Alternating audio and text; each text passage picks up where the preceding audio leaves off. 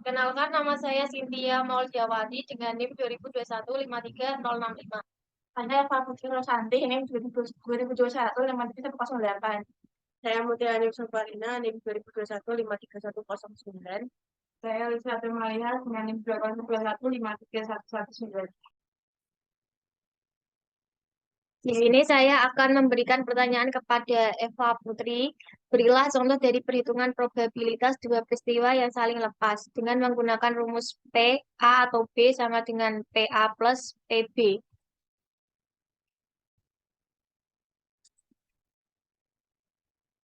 Di sini saya akan menjawab pertanyaan dari Cynthia.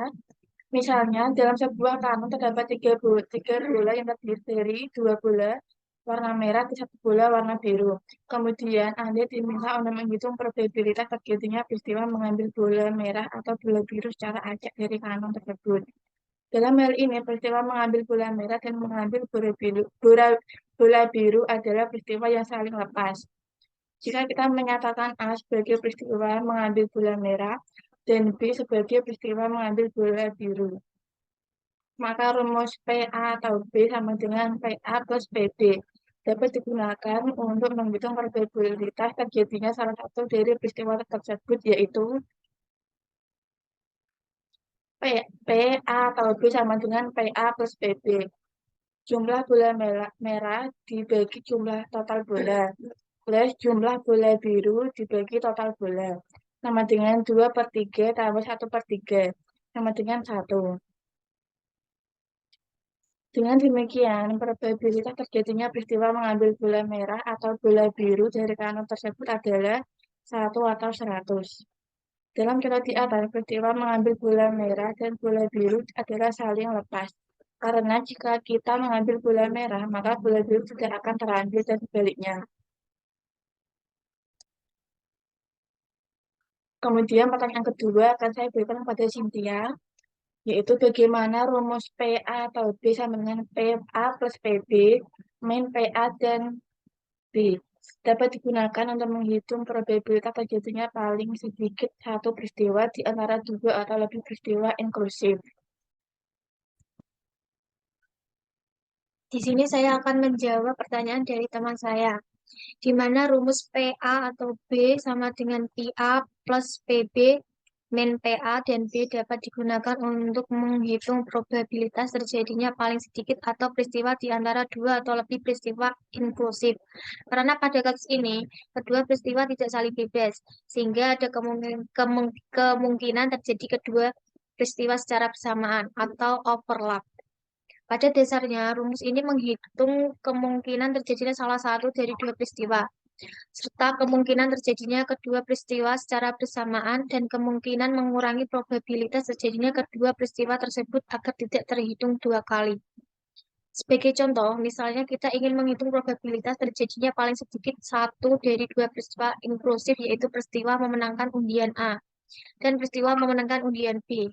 Jika probabilitas terjadinya peristiwa memenangkan undian A adalah 0,3 dan probabilitas terjadinya peristiwa memenangkan undian B adalah 0,4, serta probabilitas terjadinya kedua peristiwa tersebut secara bersamaan adalah 0,1, maka probabilitas terjadinya paling sedikit satu peristiwa dapat dihitung menggunakan rumus PA atau B sama dengan PA plus PB min PA dan B, yaitu 0,3 plus 0,4 min 0,1 sama dengan 0,6. Dengan demikian, probabilitas terjadinya paling sedikit satu dari dua peristiwa inklusif memenangkan undian A atau memenangkan undian B adalah 0,6 atau 60%. Jadi contoh di atas, peristiwa memenangkan undian A dan memenangkan undian B adalah inklusif karena masih memungkinkan kedua peristiwa tersebut terjadi secara bersamaan atau overlap. Saya akan memberikan pertanyaan kepada Via. Berikan contoh konkret dari dua peristiwa bebas dan hitung probabilitas terjadinya kedua peristiwa secara bersamaan menggunakan rumus PA dan B sama dengan PA dikali PB dalam suatu permainan dadu.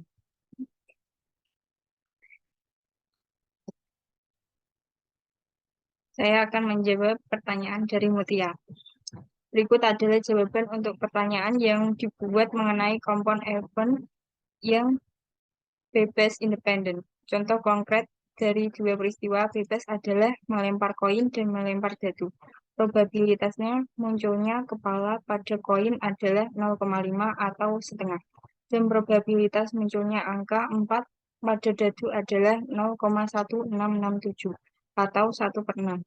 Probabilitas munculnya kedua peristiwa secara bersamaan adalah P kepala dan angka 4 sama dengan P kepala kali P angka 4 sama dengan 0,5 dikali 0,1667 sama dengan 0,0833 atau sekitar 8,3%.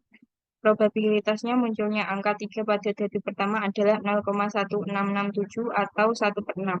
Dan probabilitasnya munculnya angka 4 pada dadu kedua adalah 0,11667 atau 1/6. Probabilitas terjadinya kedua peristiwa secara bersamaan adalah P angka 3 dan angka 4 sama dengan P angka 3 dikali P angka 4 sama dengan 0,1667 dikali 0,1667 sama dengan 0,0278 atau sekitar 2,8%. Karena kedua peristiwa tersebut tidak saling mempengaruhi atau independen, maka peristiwa munculnya angka 3 pada dadu pertama dan munculnya angka 4 pada dadu kedua dapat dianggap kompon event yang bebas.